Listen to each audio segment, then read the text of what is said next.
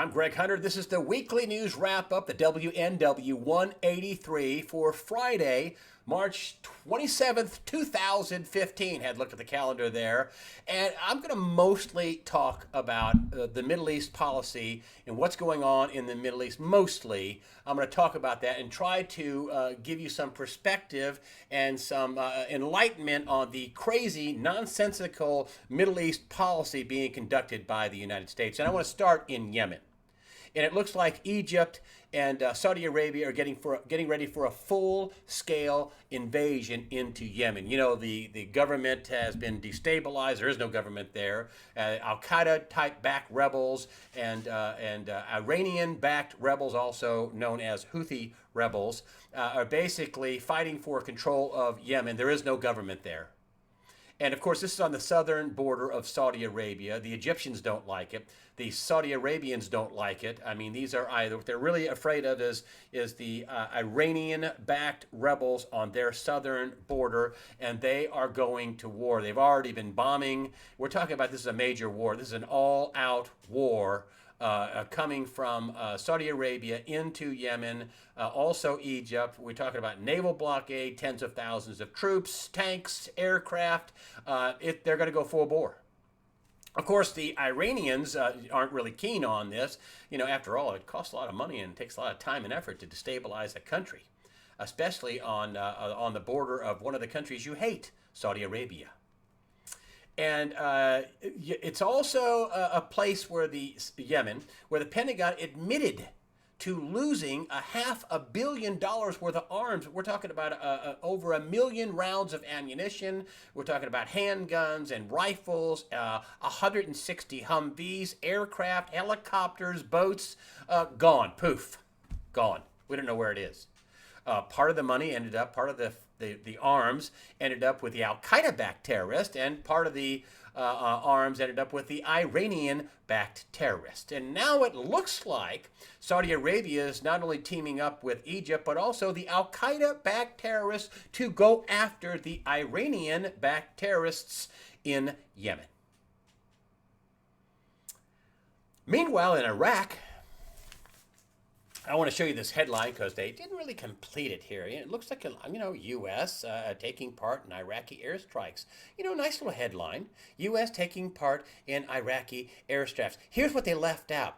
What they should say is U.S. helping Iran knock out ISIS in Iraq. Yes, the U.S. and Iran are working together in Iraq to knock out ISIS. And I say, wait a minute. What happened to Syria? The president said there was a red line. I guess not. The president said, quote, Assad has to go. That's the leader of Syria. I guess not.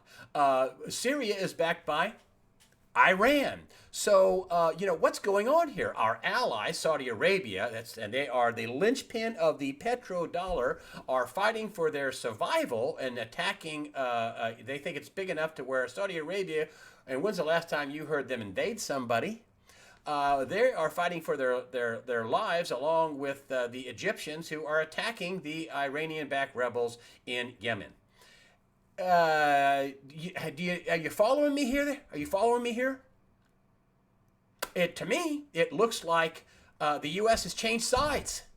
I mean, it looks like we're on the side of Iran. So we're against the al-Qaeda rebels, and we're against ISIS, and we're helping Iran. And our ally, Saudi Arabia, we've sold a lot of weapons to. They were the number one buyer of armament in 2014, military weapons, things like that. They've also bought as much as $60 billion at a crack, I think in 2012, maybe 13. And so they're going after, we basically just walked out, wow, nobody saw that coming. And this is Yemen, where the president said it was a success story, a success in terms of fighting terrorism. And I mean, we left in a panic, and our embassy was evacuated in a matter of hours because we had to leave our vehicles behind. Our military's out of there. There is no government there. And here's my question to the mainstream media. I mean, you don't know this. You don't know in the White House briefing room. Hey, what is the foreign policy here? Who are we backing in the Middle East? I mean, now we're helping Iran with ISIS. They got soldiers there, artillery, things like that. We're helping them, but we're not really lending a hand to Saudi Arabia. It looks like we've changed sides. We're now on the side of the Iranians, and now our enemies appear to be Israel and Saudi Arabia. Oh, and by the way, Saudi Arabia is also a founding member of the Asian Infrastructure Investment Bank, the AIIB. You know, the bank led by China that's not going to be using dollars anymore. Saudi Arabia is, the linchpin of the petrodollar. You don't think that has anything to do with the disruption in the Middle East? And I say, if you were trying to, what is the policy there? And my answer to that is, well, if you're trying to, plant a chaos and confusion all over the Middle East, hey, job well done. You're doing it. And as I always say, what could possibly go wrong with that kind of a strategy? I don't know if there is a strategy. I don't know if this is, as Jim Sinclair says, too stupid to be stupid. But,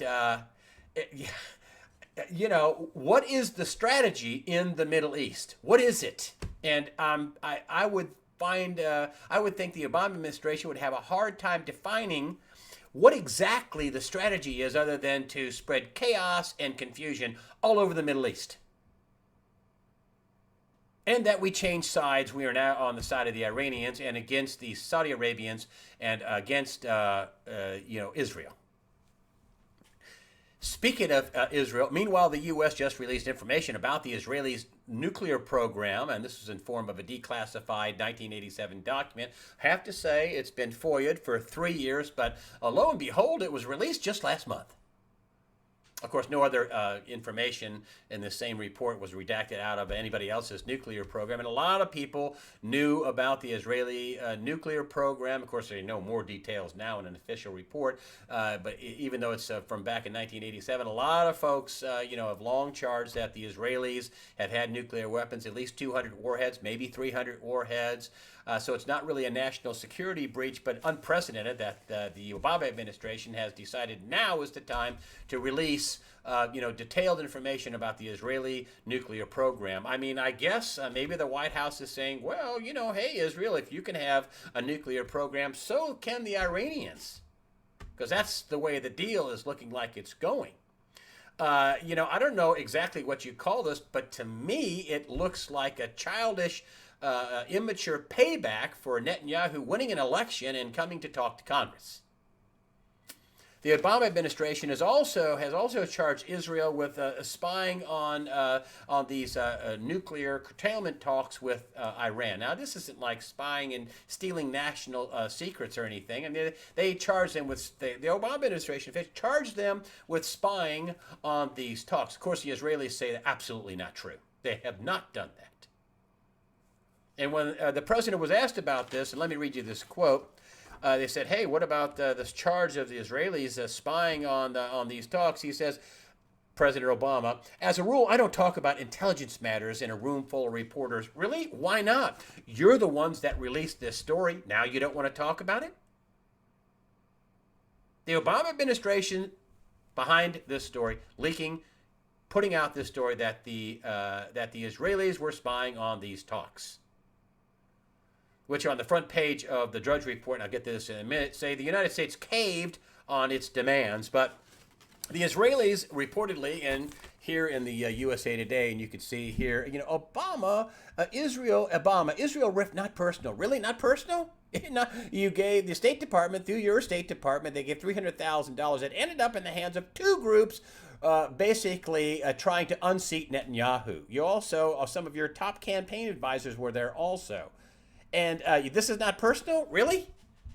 Well, also in this report, the USA Today is quoting senior Israeli officials saying that what this is really about is this is about a way to show Democrats that Netanyahu has, quote, done wrong.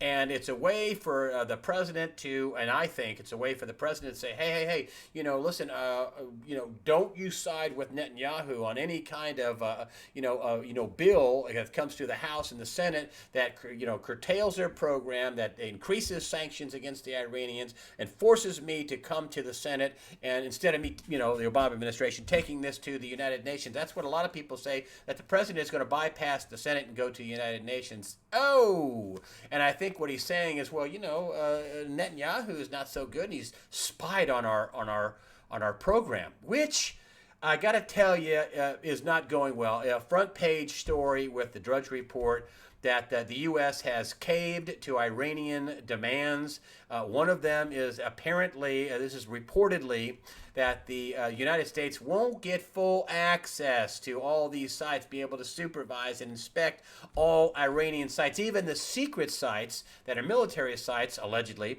that are buried underground, that they won't have access to all the sites. And, you know that you have a problem with negotiating, and your guy is basically negotiating a deal, and the French are saying, no, this isn't a strong enough deal. The French are driving a harder deal than the Americans. The French. So this is not going to be a tough deal where you can't have full verification and inspection, even though, Kerry says we're going to stop Iran from getting a nuclear weapon. Really? How? Now, this is coming at a time when, John Kerry, where John Kerry is out talking about all the advancements and all the great progress they've made in a program, a nuclear deal to curtail this program, while the Iran Supreme Leader Ayatollah Khamenei is out in front of, crowds of his own citizens starting up a Death to America chant. That's right.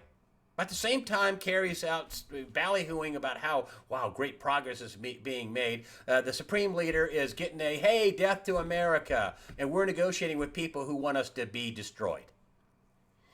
There's really very little, that's officially been released by the White House on this. And, the president hasn't made time to come to the American people and say, here's what I'm doing, and I'm not going to disclose every detail, but here's what we're after, here's what we're going to do. He hasn't done that, but he has made time to go in front of the Iranians on their national television to heap all kinds of praise on their supreme leader, Khamenei. I don't understand what kind of a deal that you're going to cut when you can't inspect sites that cannot get access to military sites. I don't know how that works out. It's freaking out not only the Israelis, but the Saudis, the Qataris, the Egyptians. This is anybody who's not Shia. All the Sunni Arabs, which is about 95% of the Arab world, are freaking out over Iran. And that's why the Saudis are buying all these arms. I think the Saudis have already purchased nuclear weapons. Who knows? But you have Iran, who is, in Yemen, in Syria, and that's not part of the deal. I mean, we lost $500 million worth of arms, and maybe they got, 200 or 300 million of them. Can't we go to Iran and say, hey, we'd like to have our 100 Humvees and some of our ammunition, some of our weapons. Can we make that part of the deal? That's not happening either. I want to say a few words about, and I don't know how else to say this alleged deserter who got raised in rank as sergeant while he was over there, when he now has been charged with a desertion and also misbehavior in front of the enemy, and he could get life in prison. He's lucky he wasn't charged with treason. He's lucky he wasn't charged with treason. Bo Bergdahl. And what a black eye, the title, and this is Jonathan Turley op-ed. Jonathan Turley is a big-time Democrat. And he's like Obama on trial for Bergdahl. I mean, they let go 5 of the top people. These weren't just some people that were just low-rung people. These were the heart and soul, the management, some of the management hierarchy of terrorism. And I want to end with the economy, just a note about the economy. And here's what happened with the stock market, at least up till Thursday. And boom, the stock market down, another 40 points down on Thursday, to almost 300 points on Wednesday. And Greg Manarino came out and said, about 3 or 4 weeks ago, I think it's going to, top out right here and go down from here. Money's going to leave the market. Sure enough, it did. I talked to him today, Manarino, traderschoice.net, and he said, well, they're going to do unbelievable, crazy stuff for it to go back up. They're going to push it back up. You watch. They're going to push it back. They're not going to let it just go this easy. And we had this conversation. I said, well, I said to him, I said, well, isn't there some point where you hook the body up to life support and it dies anyway? You just can't keep it alive in it? He says, yes, that's right. Eventually that is going to happen. But the next move is probably going to be back up. And John Williams at shadowstats.com has been out there saying, listen, at some point the economy is going to get so bad that they're going to bring up overtly or covertly QE4. And of course, the Belgians were buying another $19-20 billion worth of our debt again. So, who knows? But Manarino thinks they're going to do unbelievable, crazy stuff to push it back up. And he's probably right. He's been right a lot. That's the way I see it. I'm Greg Hunter. Thank you very much for supporting the site with your comments. We lost some comments with the Nomi Prinz post and the weekly news wrap-up. We were changing servers and some data, poof, just went and the comments went, so I didn't take anybody's comments off. Please don't be insulted. We just could not get the comments back, at least not in a reasonable, cost-effective way. It would have been very, very expensive. So I just reposted, the articles. We didn't get them. So, but I really appreciate your support. I appreciate your donations. That helps us out a lot. I'm Greg Hunter. That's the way I see it. This is the best part. Fear not. Prepare yourself physically, mentally, and above all, spiritually. Thank you for watching USAWatchdog.com.